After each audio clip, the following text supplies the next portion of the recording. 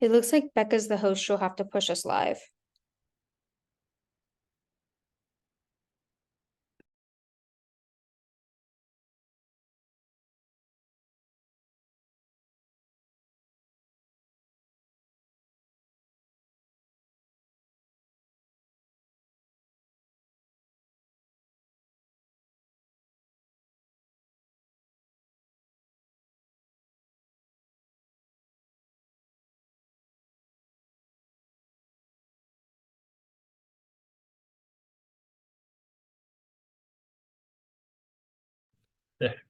Well, great. Hello, everyone. It wouldn't be a Zoom without an error with the mute button, so I'm glad I just got that out of the way to start. Greetings from Geneva. I am here for the Global Refugee Forum. This is something that the UN High Commissioner for Refugees organizes every 4 years. And it is a gathering of refugee supporters and a smaller number of refugees themselves from all over the world. Refugees International is here in force this week. We are organizing a number of events focused on refugee leadership and working with refugee-led organizations. You're going to hear more about that in a little while from Horia Tafesh, who leads our work in that area. But first, I want to just welcome all of you. I'm Jeremy Knindike. I'm the president of Refugees International.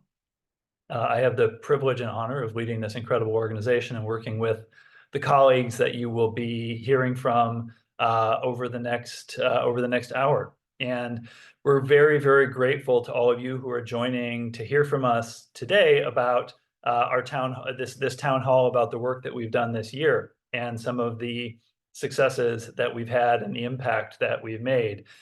We are so grateful to all of you who support our work. As you know, we are a totally privately funded organization. We don't take public funding from governments or from the United Nations, and we make that choice, even though it certainly constricts our funding pool. We make that choice because we think independent advocacy and independent accountability for the humanitarian system and for global refugee work is so important. And you all, through your support to RI, make that possible, and we are hugely grateful for it. You'll be hearing today from some of our colleagues here at Refugees International. Dan Sullivan will be speaking on our work on the Sudan crisis, and he has just returned very recently from Chad, where he interviewed refugees on the border with Darfur who had fled the worsening atrocities there. You'll be hearing from Horia Tafesh, who leads our refugee leadership work, and she'll be talking about the Refugee Fellows Program, and some of that other work, which is some of the most exciting new work that we've been building out this year. You'll be hearing from Jocelyn Perry, who leads our work on climate displacement and migration. She is fresh back from COP28 in Dubai, where she was instrumental in ensuring that displacement issues were kept on the agenda and working with partners from heavily climate-affected countries in doing that. And then finally, Kate Brick, who leads the Refugee Advocacy Lab for us, will be talking about our Let Asylum Seekers Work campaign, which is a really important and dynamic campaign that we launched this year. And it kind of does what it says on the tin. We're advocating that asylum seekers should be able to work much earlier than they're currently allowed to in the United States. Before that, I want to just talk about, so you'll be hearing from all of them about some of the impact we've had and kind of getting deep dives from them. I want to just reference a few other things that we've done this year as well that I think are really impactful. One is in some of the work that we've done in Ukraine. So a big emphasis for us is shifting power in the humanitarian system and ensuring that the local and national leaders on the front lines of humanitarian crises are much more the ones who can drive the work and tap into humanitarian resources.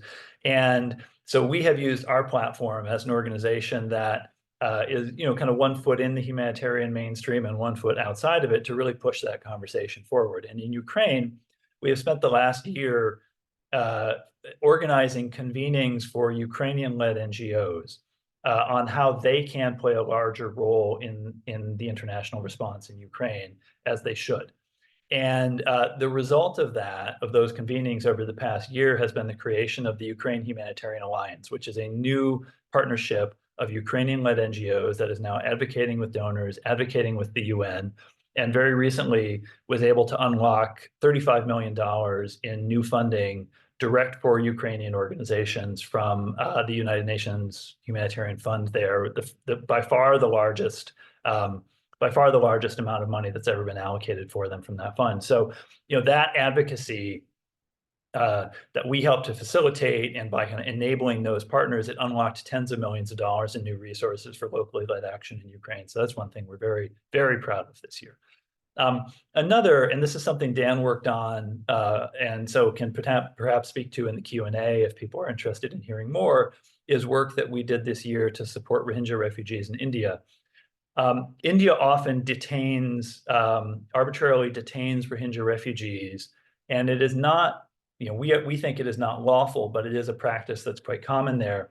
And so we worked with an Indian diaspora organization called the Azadi Project to do some co-produced, co-created advocacy content, both a report, but also things like documentary film, to highlight the plight and the injustice of the situation that Rohingya refugees experience in India.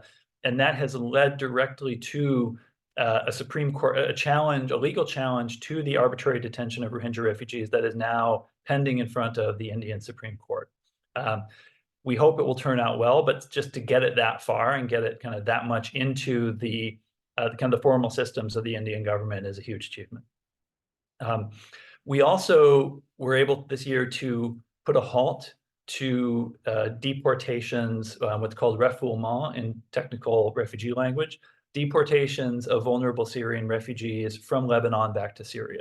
So we heard reports in the spring that the Lebanese armed forces were deporting Syrian refugees, and we immediately issued a very powerful statement and began pulling levers in engagement with the Lebanese government and with the U.S. State Department, pointing out that the Lebanese armed forces' involvement of this was most likely a violation of what's called the Leahy Law, and that is a law in the U.S.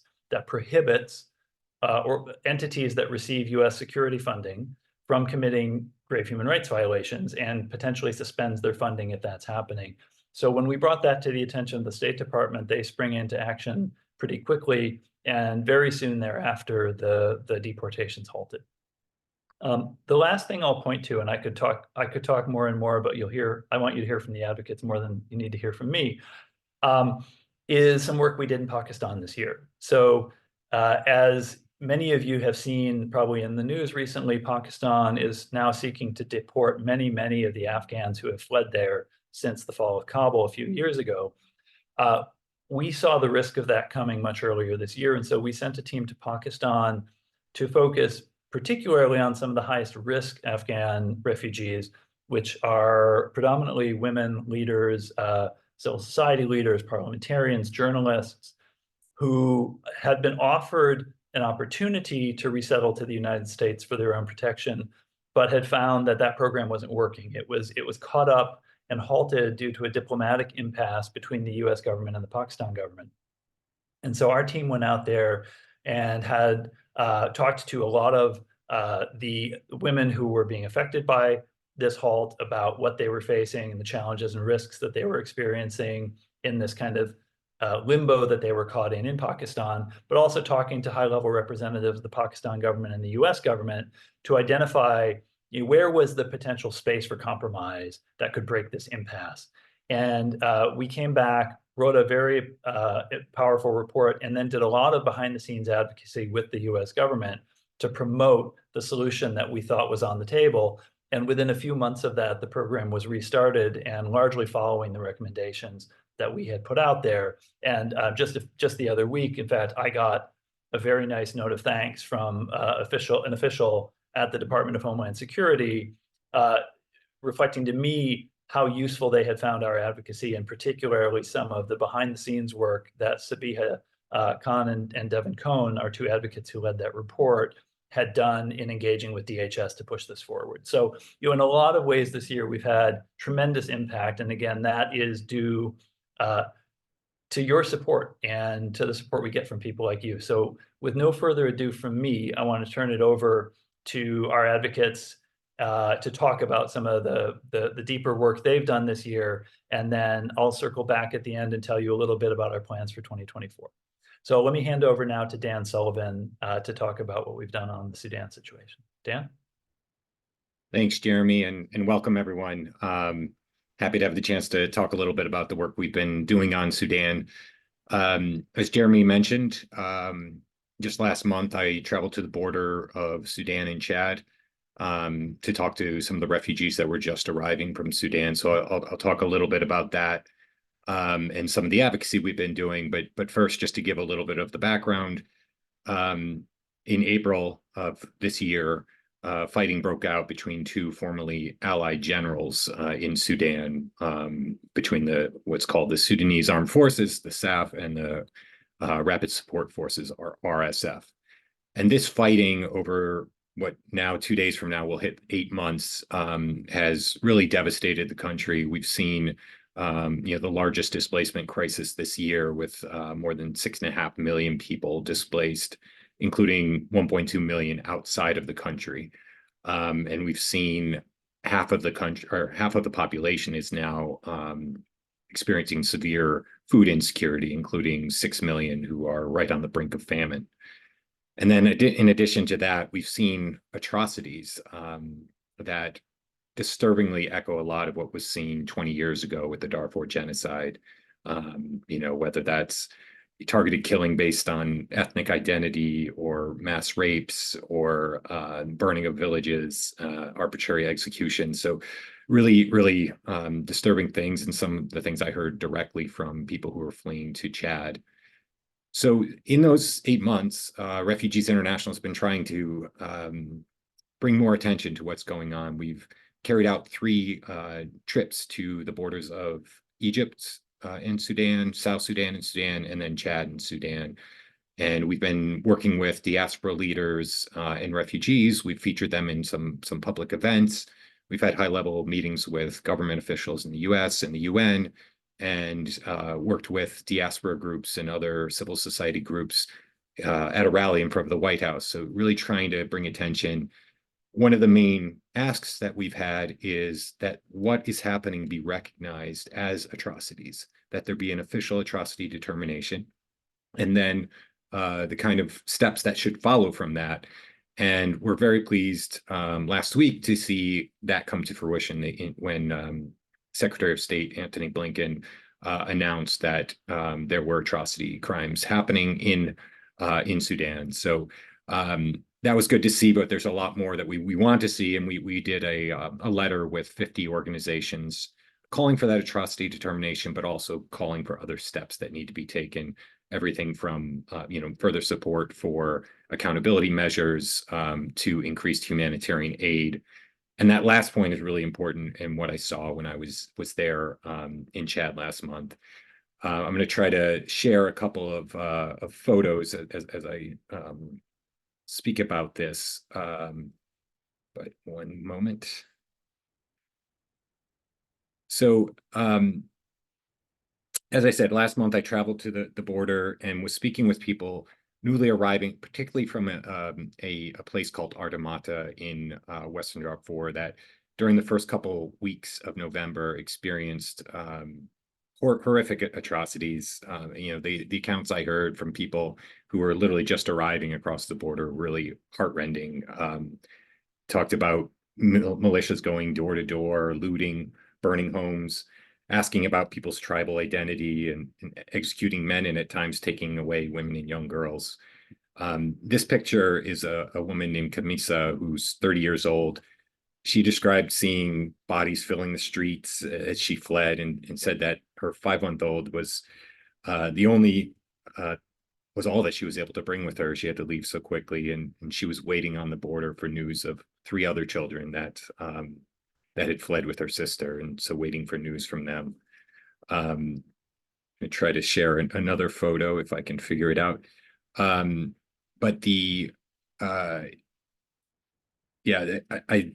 Most of the new arrivals are coming to a place right on the border called Adre, And the humanitarian response there has just been completely overwhelmed, even though it's 7 going on 8 months in. And so that's a big message that I've brought back, just saying like that just the lack of resources for what really needs to happen. So the trip was intense. There were a lot of intense stories, and I've been able to share those in the advocacy coming back. But it's really important to the advocacy that we do to be able to bring back those personal stories and see what is happening directly and in real time. And we've already met with several staff, congressional staff, people in the administration, and as I mentioned, pushed for the atrocity determination. We're going to continue to do that, and really the message is clear that there are atrocities happening and more action needs to be done at the highest levels of the U.S. government and around the world, and that there needs to be this humanitarian, a step up in the humanitarian support. I just think back to earlier in my career, worked for Save Darfur and saw what was happening there, where a lot of the violent deaths eventually turned over to deaths by disease and hunger. And it's alarmingly, that's what we're heading towards. So we're going to continue to do that through our campaigns of speaking out on Sudan, through videos on social media and different things. But yeah, I just wanted to thank everyone who supports us in allowing us to do that. And I hope that you can help to spread the word on what's happening in Sudan, and the real needs that are there. And I'm happy to talk more in the Q&A, but let me, for now, turn it over to my colleague Horia, who can speak about our Refugee Fellow Program and the recent, the now going on Global Refugee Forum. Thanks. Thank you. Thank you very much, Dan. As Dan and Jeremy have highlighted in their before, that my work at Refugees International, I have been focusing on refugee leadership, and Jeremy have said it, that we have to be focusing more into shifting power and more to refugee leaders. And why it is important, because usually when we hear about refugee leadership or refugees in general, it is mostly from a victimized lens or from underestimated or marginalized skills. And most of the time also the refugee leader or refugee leadership have been excluded from the halls of power and underfunded to do the right work. And because of all these reasons, we at Refugees International committed as a commitment toward shifting power to refugee leadership and making them at the forefront of our work. This is why we decided to start the Refugee Leadership Program, which is started in April. And we have welcomed 6 of our amazing fellows who came from different countries from across the world, from Venezuela to Sudan, Afghanistan, to Rohingya refugees. So we have really a good diversity on our side when it comes to the fellows who were engaged in the first cohort. Our main aim of the Refugee Leadership Program is to support refugee leaders. It doesn't mean they are not doing the work. They are already doing the work, but we at RI, we are there to support them in reaching their advocacy goals, given all the challenges that we know they have to face to really make an impact. And this is why we decided to start the Refugee Leadership Program, which focuses on 3 main pillars, we can say, on supporting refugee leaders, on partnership with refugee-led organization, and helping resourcing for refugee also work. And that's why since the beginning of this fellowship, we have supported our refugees in attending several high-level meetings.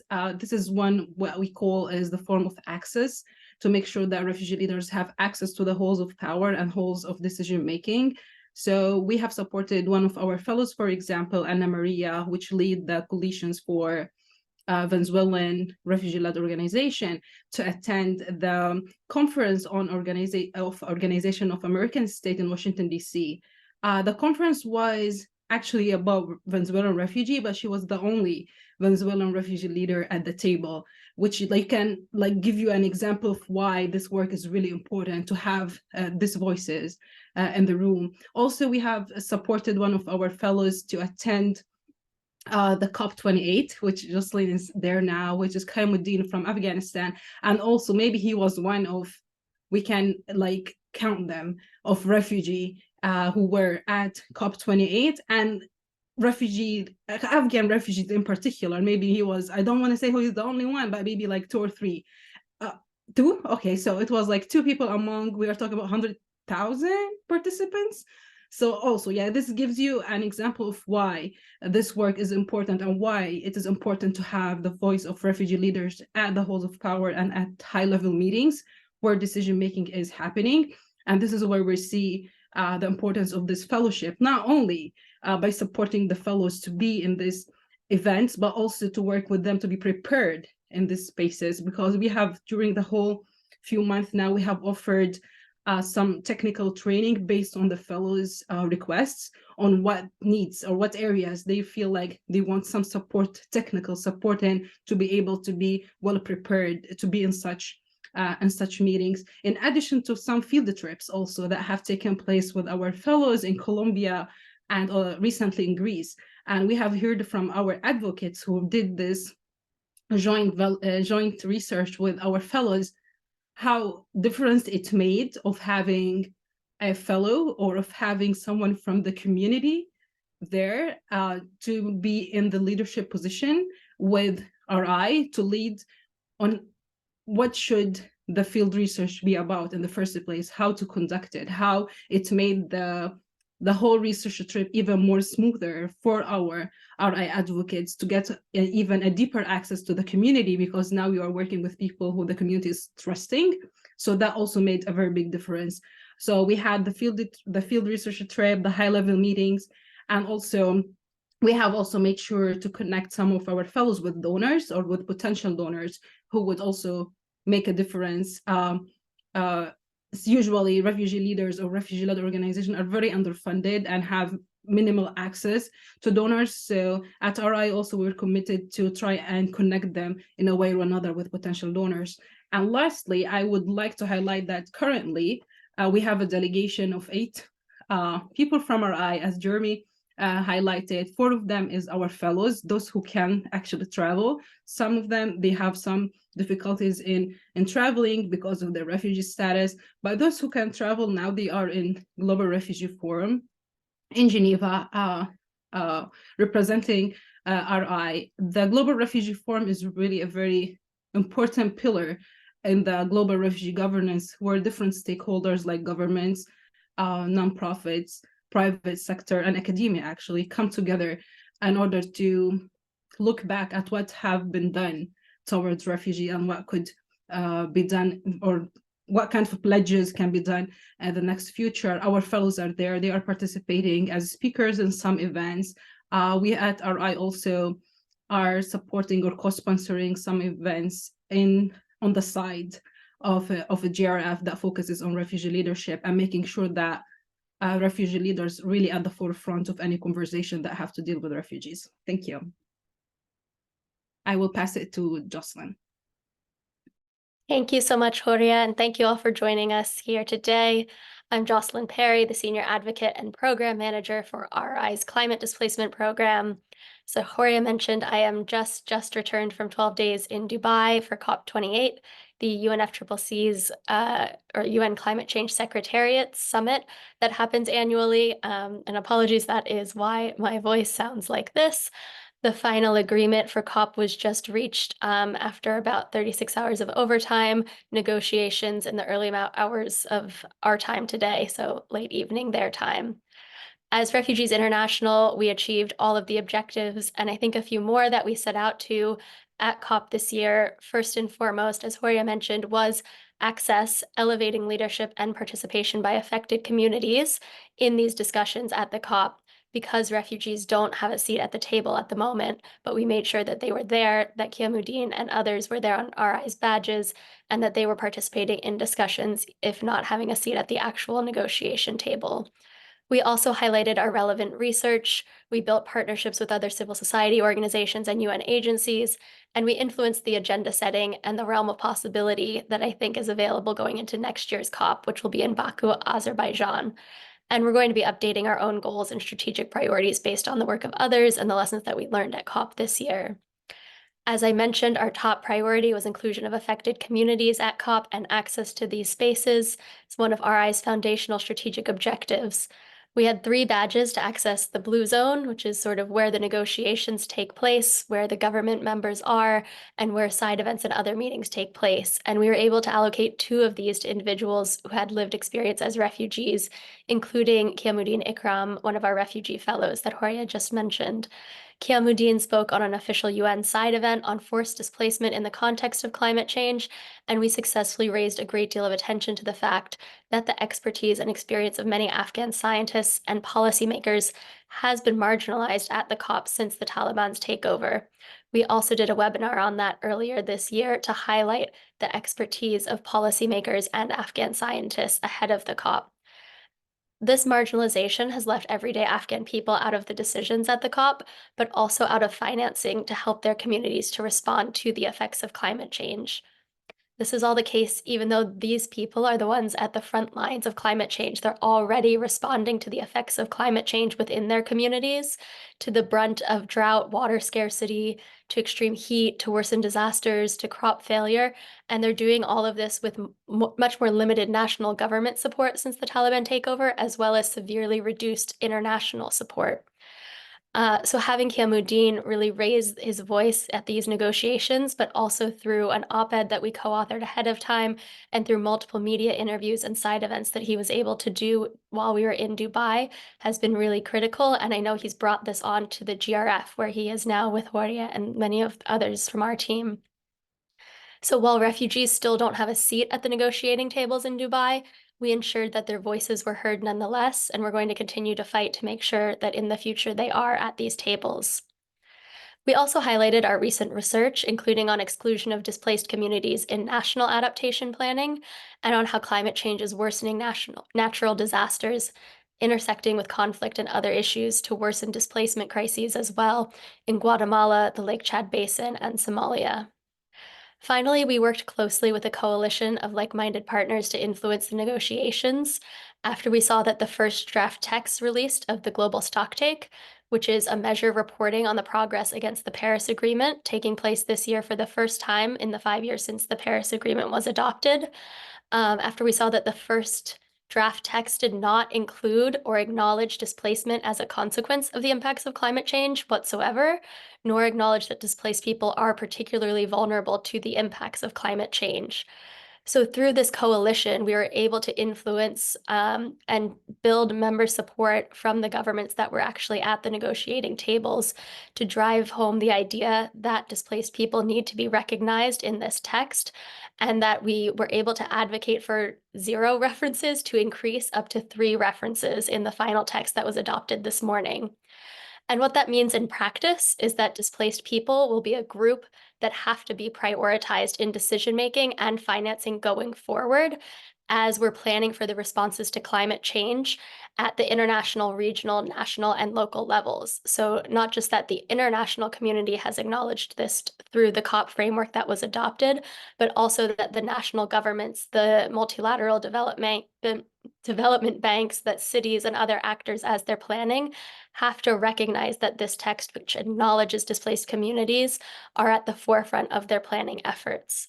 And we're going to be taking those ideas forward through the next year as we're planning for COP29 as well. Finally, I'll highlight another piece of our climate portfolio this year, which was the revision and reintroduction of the Climate Displaced Persons Act here in the United States by Senator Markey and Representative Velasquez in Congress, with significant input from Refugees International and a coalition of partners. We've been working with both congressional staffs and public media to advocate for this act, which would support the admission of 100,000 people to the United States each year from countries affected by climate change, and develop a global climate resilience strategy to support other countries in adapting to climate change as well, so that the vast majority of people who do not want to migrate or be displaced away from their home communities and countries are not forced to by the effects of climate change. So we're hoping that the Congress will take this act up, though we know that is an uphill battle among many others that we're fighting at the moment. So thank you for your time, and I'd like to turn it over to Kate Brick, Director of our Refugee Advocacy Lab. Thank you, Jocelyn. I'm sorry to follow your incredible readout from COP and all the successes there with somewhat of a more pessimistic outlook, but speaking of, what's going on in Congress right now, I'd like to talk just really quickly about some immediate opportunities and what's going on the Hill in this very moment, and work that we need to do to preserve access to asylum, and then also some work that we've been doing over the last several months to ideally reduce barriers for people once they're here. So just speaking to today, right now, the right to seek asylum in the United States is under grave threat. The Biden administration is currently negotiating 3 major detrimental policy changes in exchange for a one-time funding deal. These changes would include a transit ban, heightened asylum standards, and a national expansion of expedited removal. And these policy changes would move us backwards to policies that were implemented under the Trump administration, while doing nothing to improve the situation at the southern border or offer any real sustainable solutions. So this is happening in real time. And as these negotiations continue today, you can take action right now to contact your member of Congress, and specifically your senator, and urge them to reject this deal. And thank you, Becca, so much for putting that rapid action in the chat. So please take a moment and do this while we're speaking today. It's extremely time sensitive. But I also want to share a little bit about some work that we've been doing over the last several months that's looking a bit more proactively on how we can improve the situation. Refugees International and a broad range of partners have been urging members of Congress to focus on a solution that will actually help people seeking safety. It will support the communities that are welcoming them across the United States and the economy by addressing difficulties that asylum seekers face getting work permits. So as many of you know, when people come here seeking asylum, they want to work. When they get here, they want to earn a living and support themselves and their families. But currently, there is a statutory 180-day waiting period before people can gain work authorization. That, coupled with many barriers to actually applying for a work permit and then backlogs in processing work permit applications, mean that most asylum seekers aren't able to work for at least 6 months, and often much longer than that.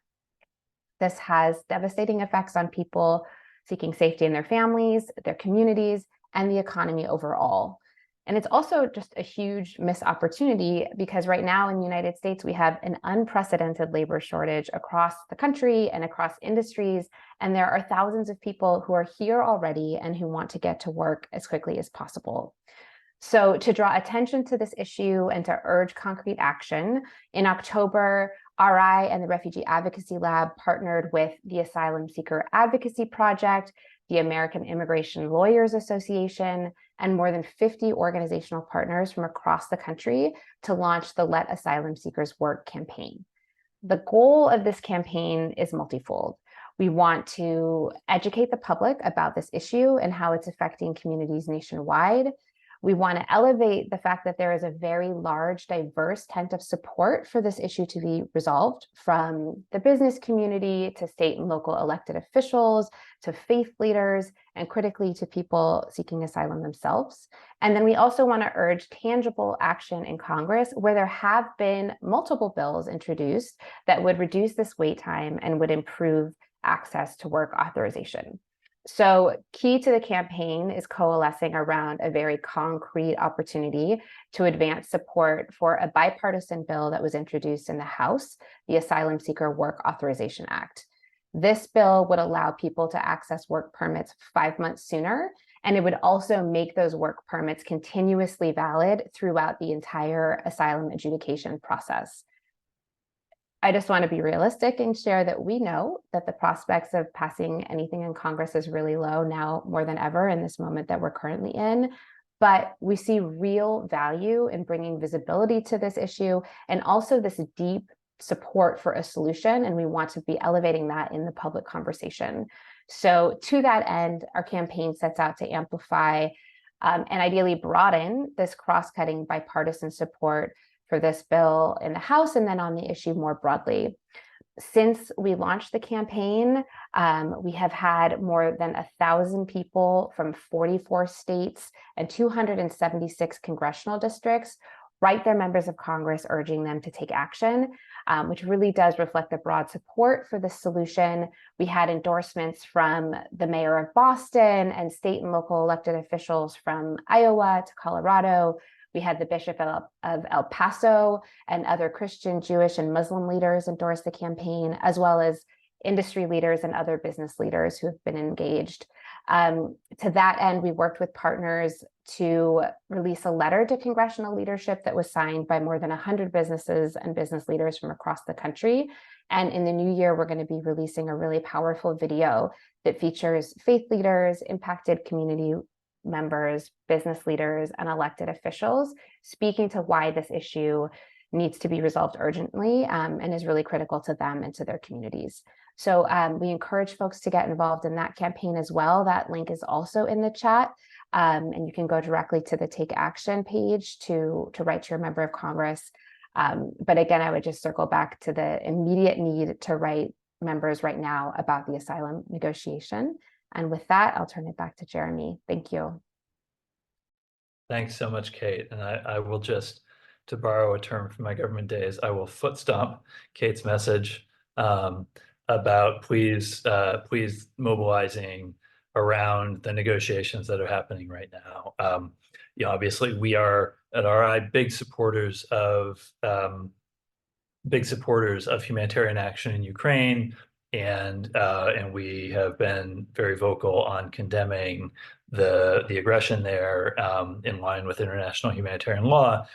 But you know, we're also fierce defenders of the fundamental sanctity of asylum and access to asylum here in the United States, and it would be disastrous to trade large chunks of that away in a budget negotiation. Just absolutely disastrous to make these kind of permanent changes without any sort of political, you know, hearings process or anything. Just to kind of do this in backroom budget deals would be absolutely catastrophic. So we are pushing really hard, as is much of the pro-refugee community, against those changes.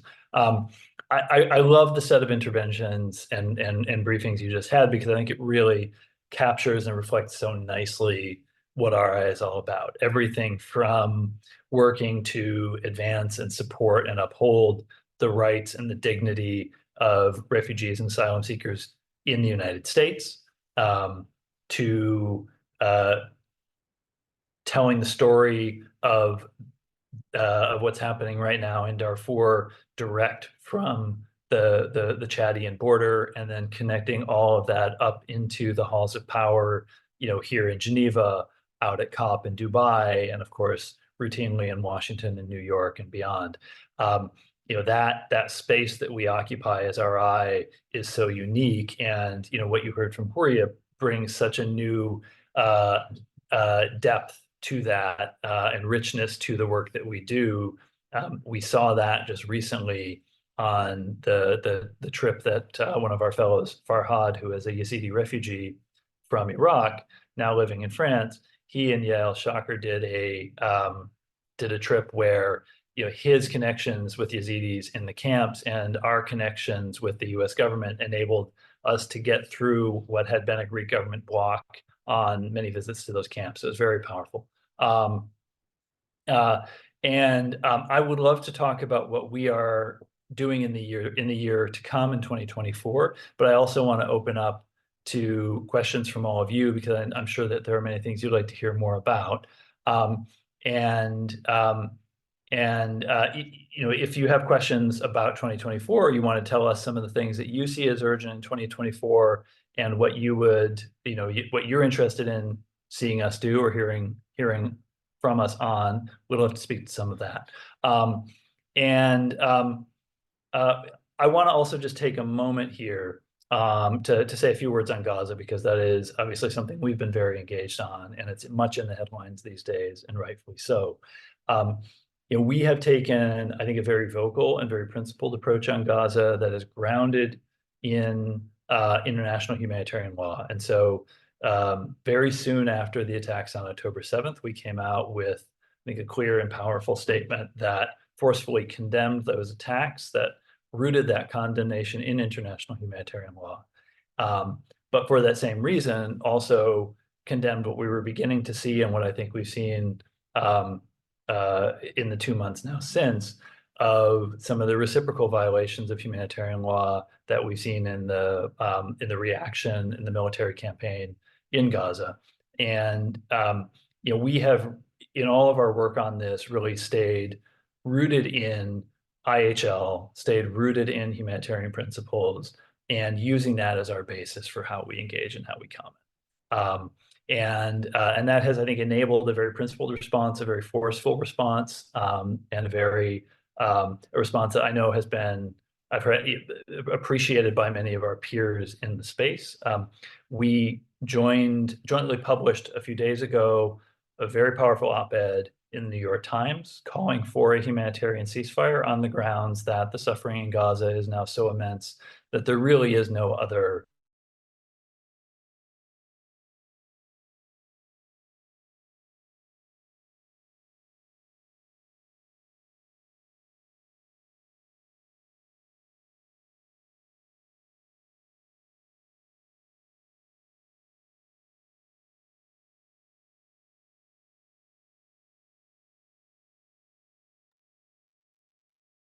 So sorry, I think we're having some technical difficulties. Okay, can you hear me now? How's that? Yes. Okay. Apologies for that. I had some audio issues with my anyway. So we have taken, I think, a very principled approach. We published a powerful op-ed in the New York Times. Sorry. Okay, there we go. Published a very powerful op-ed in the New York Times that I'm sorry, I'm still having audio issues on my side. Hold on here. Okay, there we go.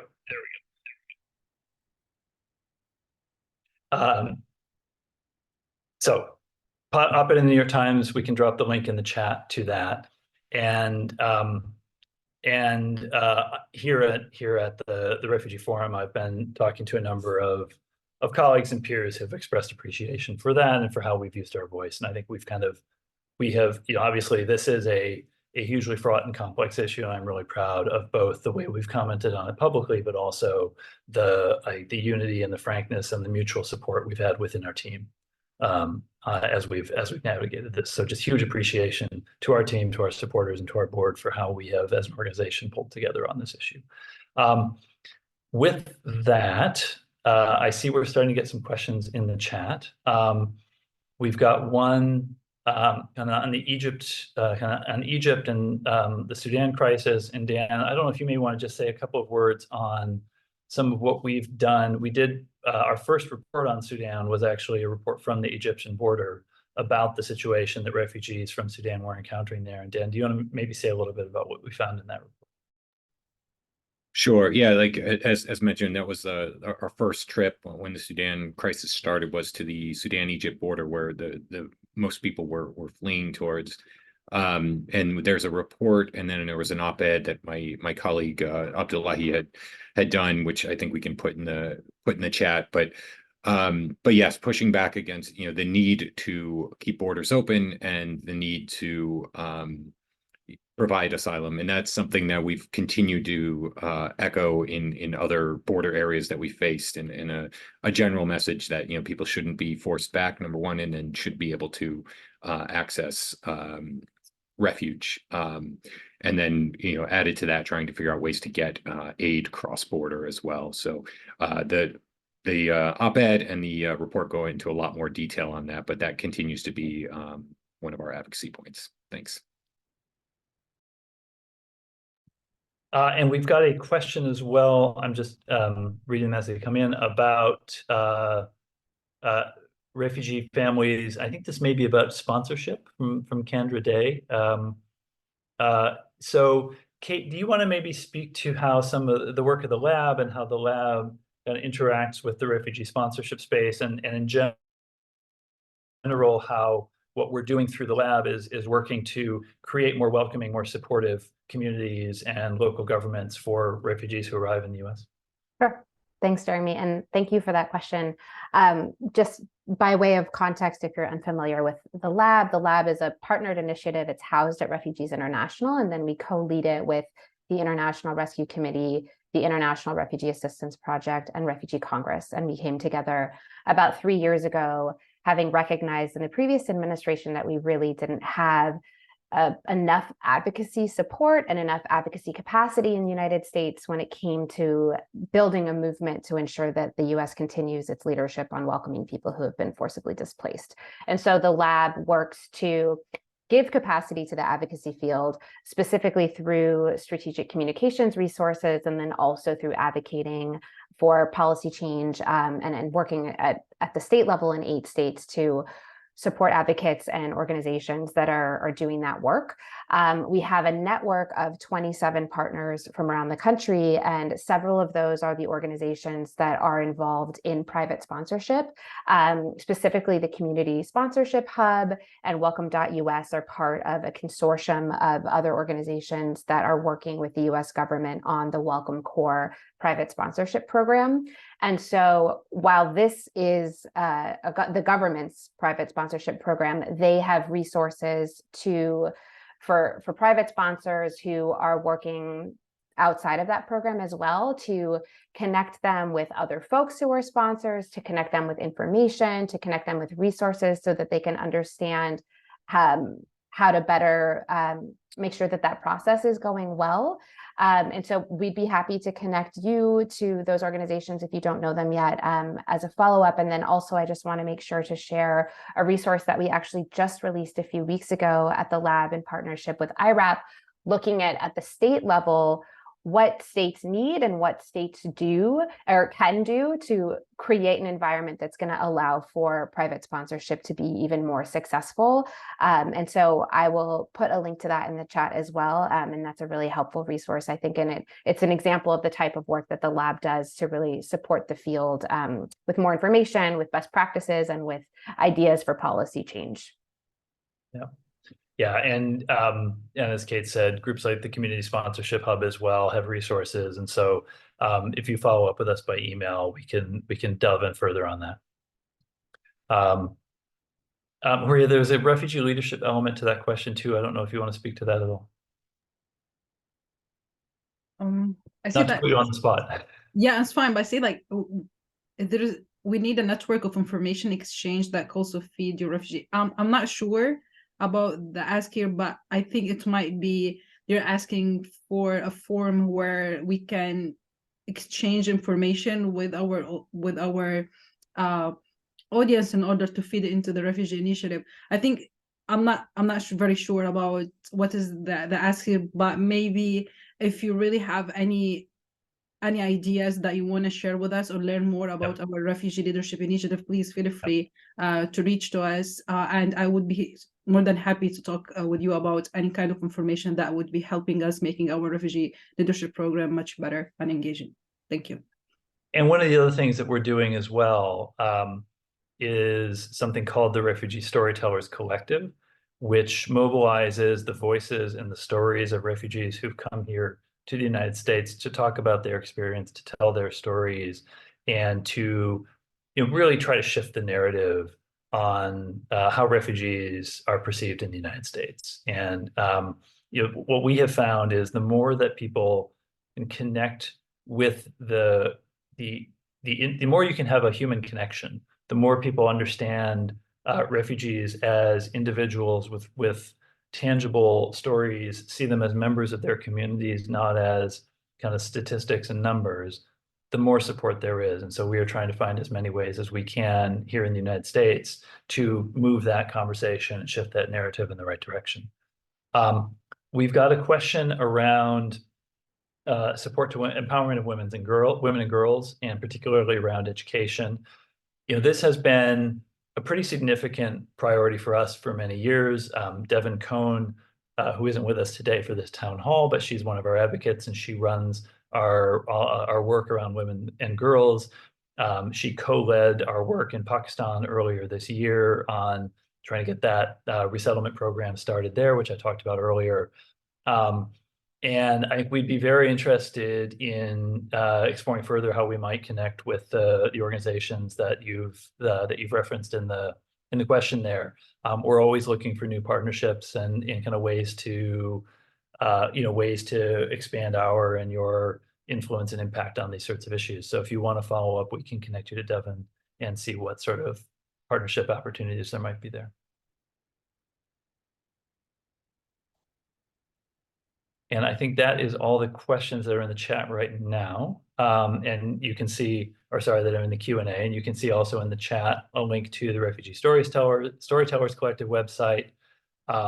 We have about 10 more minutes. And so if there are more questions, feel free to drop them into the chat, but maybe I will, in the meantime, just talk a little bit about what we're planning for next year. And then if there are any other questions, we can circle back to those for a moment before we wrap up. So we've been having some really fascinating internal discussions looking at the landscape for the next year, but also the landscape for the next 5 to 10 years, and working out where do we see the greatest need, where do we have the most impact, where can we have the most impact, and that's obviously a fluid discussion just given the nature of our work. But there are a few areas that I want to highlight in particular. We are going to continue to double down on our work around shifting power.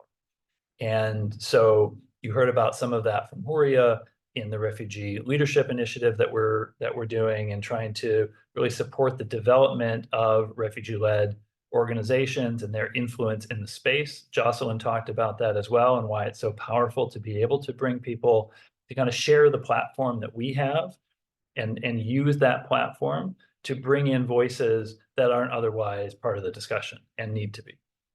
So we are going to continue very much in that vein next year. That's going to be a core focus of what we do in 2024, continuing to take that program forward, but also finding more and more ways to really integrate refugee leadership and the leadership and voices of affected populations, not just in terms of what we recommend, but also in terms of how we generate our advocacy, how we do our advocacy. So both the what and the how of the organization are going to be moving further and further in that direction, because we want to lead by example. If we're going to say that refugees need more of a voice in the system, we need to make sure that we're also reflecting that in our practices here at RI.